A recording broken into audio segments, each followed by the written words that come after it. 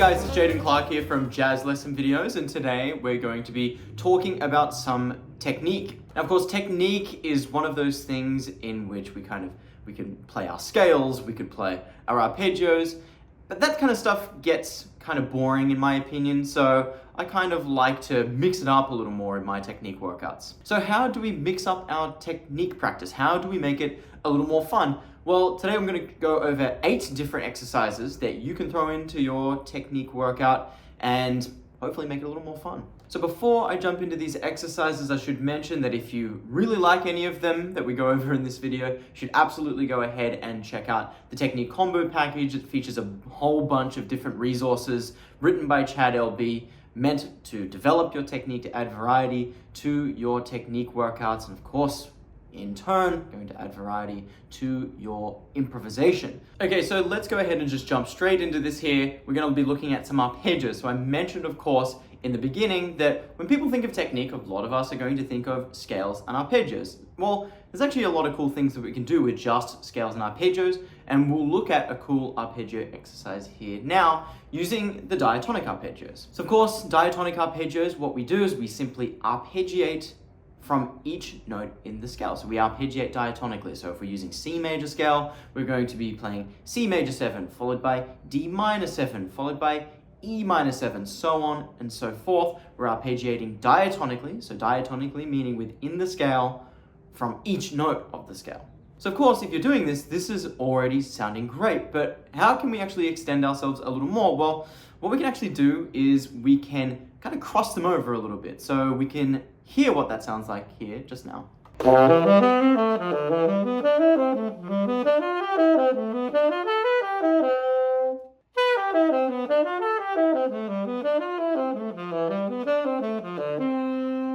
So, as you can see, we're simply starting from the root position arpeggio, we're ascending, and then instead of moving back down, so instead of starting the next arpeggio from the next scale degree, we actually move up to the 7th of the next arpeggio, and then we descend down that arpeggio, and then of course from there, on beat 1 of the next measure, we actually land on the root note of the next arpeggio. So we actually end up crisscrossing our way up the scale. Of course, when we descend, it's exactly the same thing. We just start from that 7th, right? So we start from the 7th of the first arpeggio, we move down, and so we crisscross our way down the scale, right? We crisscross our way down the diatonic arpeggios. So you can get something like this up to speed, and of course it's going to improve your flexibility through arpeggios, it's going to improve your flexibility throughout your instrument just generally, and it's just a really, really nice way of making arpeggios sound a little cooler. So here's what that sounds like using the melodic minor scale. So of course you don't have to resort to just the major scale or just the minor scale, or just the minor Dorian scale, for example. So you don't have to stick within that major scale and its various modes. You can actually go to melodic minor, you can go to altered, you can go to all these different stuff. All of these arpeggio exercises apply. So here's what that exact same crisscross pattern sounds like in melodic minor.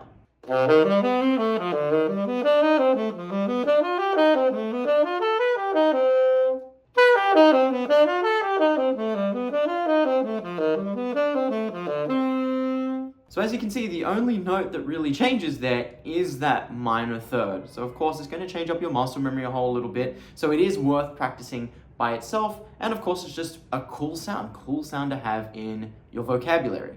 Okay, so the next exercise that we're going to check out is actually using triads. So of course we looked at arpeggios, and eventually we'll look at some scale exercises as well. But we can also throw in some triads, and of course more specifically, some triad pairs are always going to be really, really nice to add to our technique routines. So triad pairs are cool because they are exactly how they sound. They are literally a pair of triads simply put next to each other, and of course we can play them in different permutations. So permutation meaning a different order, right? Different order of those triad notes. Okay, so looking at this exercise here, of course, what we can already see, hopefully, a pair of triads, and if you can't see them, look real closely. We can see the notes from that G triad. We've got the root note, and then we move down to the 3rd, 5th, and then back to the root note. So we've got 4 notes there, but we're utilizing all 3 of those triad notes. And then what is going on with the next half of that measure? Well, from from what I can see, looks like we've got an F triad here. So of course we start from the third of the F triad, move down to the fifth, then we've got the F, so the root note, back up to the third. So we're pairing these triads together and we're using one shape with each of them here. So as you can see, very similar to what we did with the diatonic arpeggios, where we're moving through the different permutations and we're in a sense, we're moving up the scale, right? We're moving up the hexatonic scale. The hexatonic scale is the scale that you get when you put two of these triads and you simply take the notes and you make them into a scale, for example. So essentially what's happening with this particular exercise is that we are playing that triad permutation, right? The 1, 3, 5, 1. We're playing that triad permutation and we're moving it up and down the hexatonic scale, right? The hexatonic scale that both the G triad and F triad combined makes. As you can see on the way down, it's very, very similar, right? We're starting from the root note of the G triad, moving down to the third, to the fifth, and to the 1. And then from there, we actually are able to play the exact same thing using the F triad. So we move down to the root of the F, go down to the third, the fifth, and then back to the root. And then of course we move that shape back down the hexatonic scale. Really, really cool sound. So here's what it sounds like.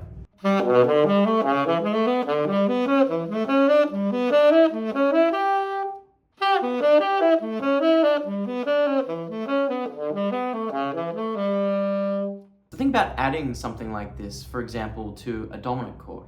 Maybe finding the triad pair that would work over a major chord. Think about how just this little formula can actually improve your vocabulary and not just your technique in general. We're going to jump in to a pentatonic exercise here now. And what this pentatonic exercise is here for us to do is to really expand our intervals, right? Get used to using what I like to think of as skips and steps. So when I'm thinking about the pentatonic scale, if you think about the notes in the pentatonic scale, we have the root note, we have the flat 3, we have the 4, the 5, and the flat 7. Okay, this is the minor pentatonic scale, of course. If we look at this pattern here now, what is happening? Well, we've got a C and then we have an F. Okay, what is happening between the C and the F? Well, I like to think of that jump as a skip. Why? Because we're skipping that E flat in the pentatonic scale. So we're not just stepping from C to E flat to F, we're actually skipping it. So I'm thinking of that as a skip. So what happens between the F and the G? Well, that's a step. We're stepping from the 4 to the 5 in the pentatonic scale. And then what about the G to the E flat, just in these first 4 notes here? That's another skip because we skip the F on the way down. So this cell, right, we can think of it as like a pentatonic cell perhaps. This cell consists of a skip up, and then a step up, and then a skip down. And then to get to the next cell, we simply step up to the next pentatonic scale degree.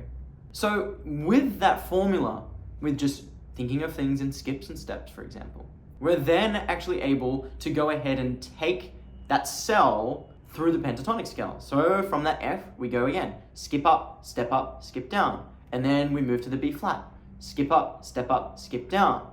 So on and so forth. You were able to address all the permutations of the pentatonic scale with this pretty cool shape. Now on the way down, these skips and steps, they're simply flipped upside down. So we skip down, step down, and then we skip up, and then we step down to the next scale degree, and of course this continues back down the pentatonic scale. So with all of that put together, hopefully we have a better understanding of how we can put together some of these more interesting pentatonic sounds. Here's what it sounds like.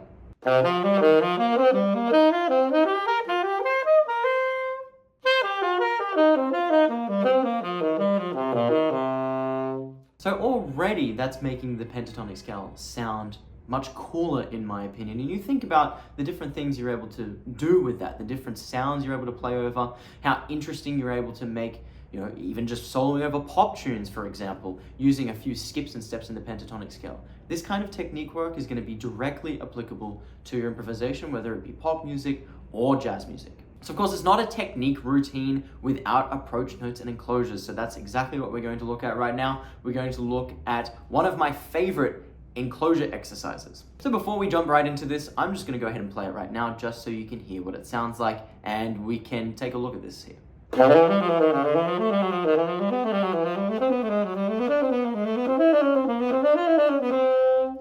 So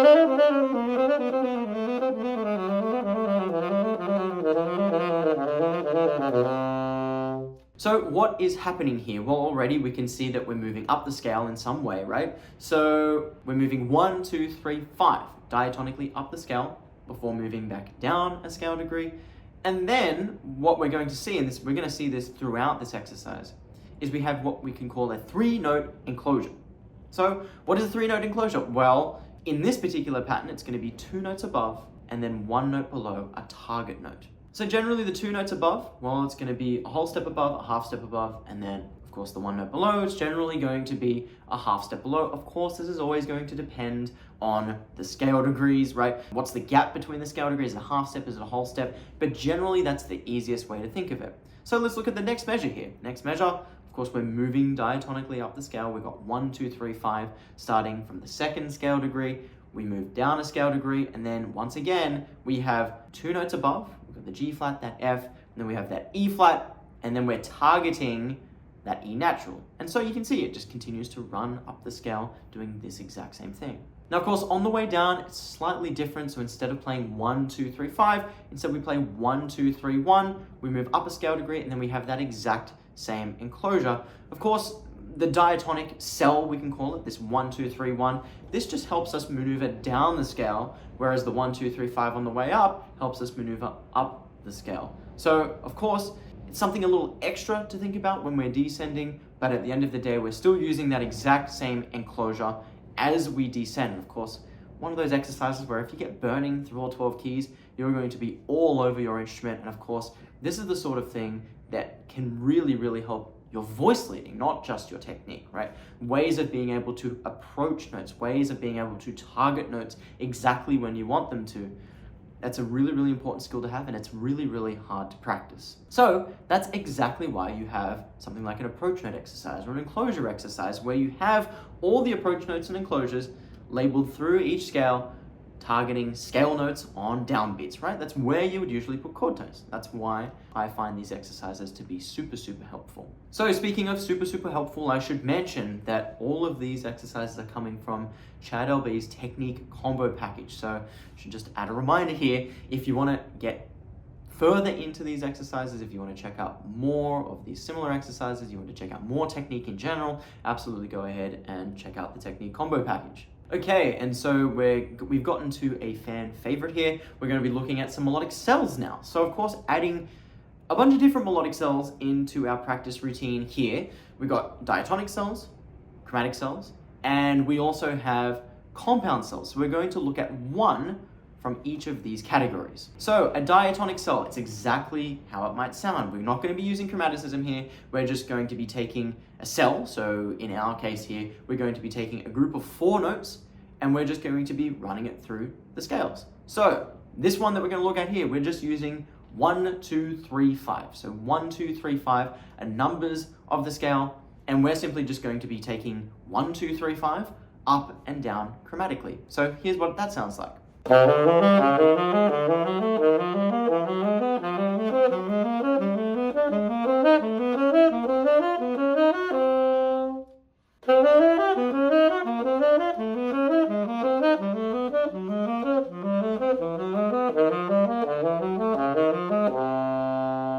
Okay, so now let's check out a chromatic cell. So what's going on here? Well, it's pretty simple actually. What's happening is we start from, let's just call it a root note. Of course, we're not really dealing with any scale here. We're dealing with the chromatic scale, but we'll start from C. And what happens is we start from C, we move down a couple of half steps, and then we return to C. So down a couple of half steps and then up a whole step. That's how we can think of that. So it's chromaticism and then up a whole step, and then we move up a half step. So we're going C, D flat, D, and we're just playing that chromatic cell starting from each note in the chromatic scale. So you take it up chromatically and down chromatically.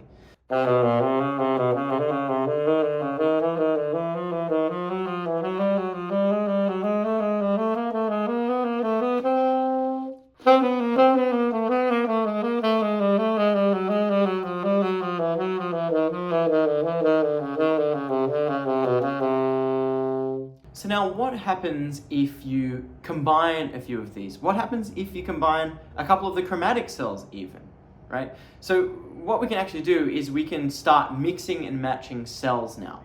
So we could match a couple of chromatic cells. We could match a couple of diatonic cells. We could match a diatonic cell and a chromatic cell. We could match a chromatic cell and a diatonic cell, right? We can mix and match the orders, and you can see how melodic cells as a concept is really an entire language, right? You can mix up the cell, you can change the order of the cell just by itself. You can then start adding cells, a whole bunch of different stuff you can do. So let's look at a real simple one here. So what we're doing here is we're actually just taking that chromatic cell that we just played, and we're just moving it around slightly. So instead of just taking it up and down the chromatic scale, what we're doing is we're taking, for example, you can see the chromatic cell starting from C, and then we do the chromatic cell starting from D. So they're a whole step apart. And then what we do is we go down to C sharp. We play it from C sharp, and then we play it from D sharp. So what's happening is the compound cell is just that chromatic cell twice, a whole step apart. So already we have something a little different, and already we have something else that we can add to our technique routine. So here's what it sounds like.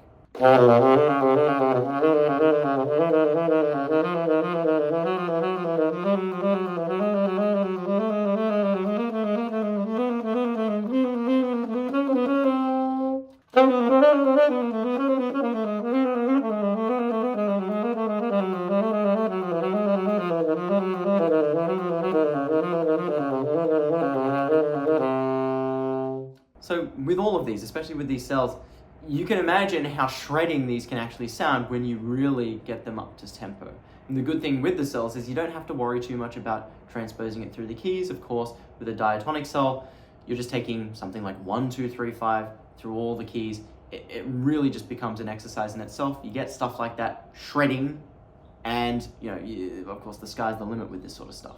So I hope you found these exercises to be helpful. I hope maybe you add some into your technique routine. And of course, if you do, absolutely let me know, because I'd love to hear how they go for you, and I'd love to hear where you get with them, right? So where you take them. And of course, if you'd like to get even deeper into these, absolutely check out the technique combo package. I know Chad's put a whole bunch of great resources into that package. Of course, with all of that, with all of this stuff that we are practicing, if you push the tempo, if you get it transposed, if you memorize it, this sort of stuff is going to come out in your playing, whether you like it or not. Okay, so I hope you found this to be helpful. Of course, leave a comment, leave a like, leave a subscribe. Absolutely helps us, and absolutely leave any suggestions for what you would like to see next.